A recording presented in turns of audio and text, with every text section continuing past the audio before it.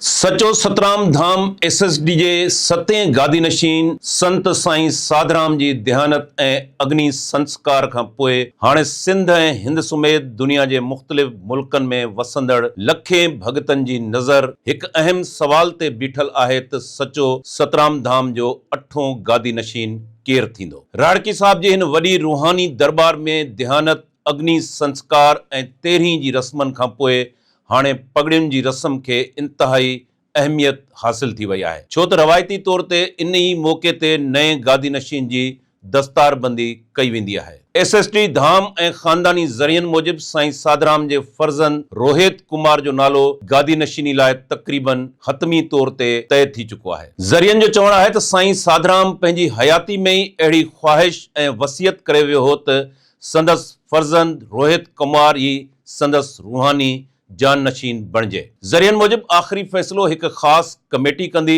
जंहिंमें 2 क़ौमी असेंबली जा मेंबर, हिकु सूबाई वज़ीर, SSD धाम जा अहम ज़िम्मेवार फ़र्द ऐं ख़ानदान जा चूंडियल माण्हू शामिल आहिनि। इहा कमेटी 13 जी रस्मनि खां पोइ पगड़ियुनि वारी तक़रीब दौरान बाज़ाब्ता ऐलान करे सघे थी। कुझु ज़रियनि मूजिबि साईं कन्हैयालाल जे फर्ज़ंद विक्रमलाल उर्फ़ राजा, जेको साईं साधराम जो सौट आहे, उन जो नालो बि गादी नशीनी लाइ गौर हेठि आयो हो, पर ॿुधायो पियो वञे त हिन पाण पंहिंजे भाइटे रोहित कुमार जे नाले ते इत्तफ़ाक़ कयो आहे। सचो सतराम धाम SSD जे गादी नशीनी जी तारीख़ ते नज़र विझिजे त हिते हिकु मुनफ़रिद रवायत रही आहे। घणे भाङे गादी नशीन पोटराण बदिरां ॾोहिटाण मां ईंदी रही आहे। तारीख़ी रवायतुनि मूजिबि संत साईं सतराम दास खे पुट जी औलाद न हुई। संदसि इंतहाई अक़ीदतमंद मुरीद भगत कंवरराम खे साईं सतराम दास जी देहानत खां पोइ दस्तारबंदी ज़रिए गादी नशीनी ॾिनी वई। इहो उन वक़्तु हिकु गैर रवायती ऐं गैर मामूली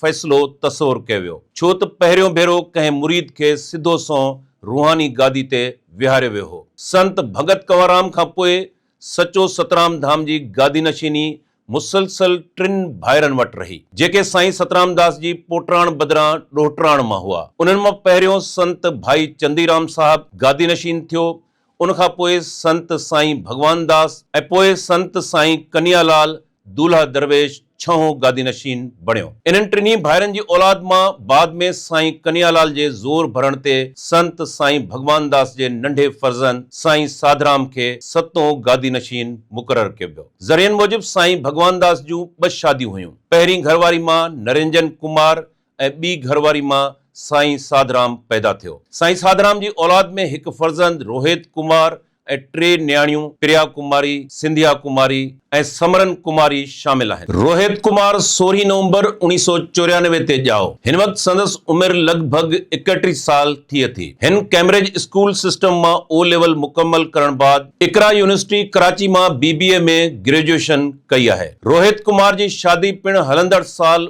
2026 दौरान थी आहे। गादी नशीनी जे हवाले सां इहे सभु तफ़सील हिन वक़्तु मुख़्तलिफ़ ख़ानदानी ऐं दरबार जे ज़रियनि खां साम्हूं आयल आहिनि, जॾहिं त हतमी ऐं बाज़ाब्ता ऐलान 13 जी रस्म खां पोइ थींदड़ पगड़ियुनि वारी तक़रीब दौरान साम्हूं ईंदो, जिते इहो वाज़े थींदो त सचो सतराम धाम जो 8हों गादी नशीन आख़िर केरु बणिजे थो।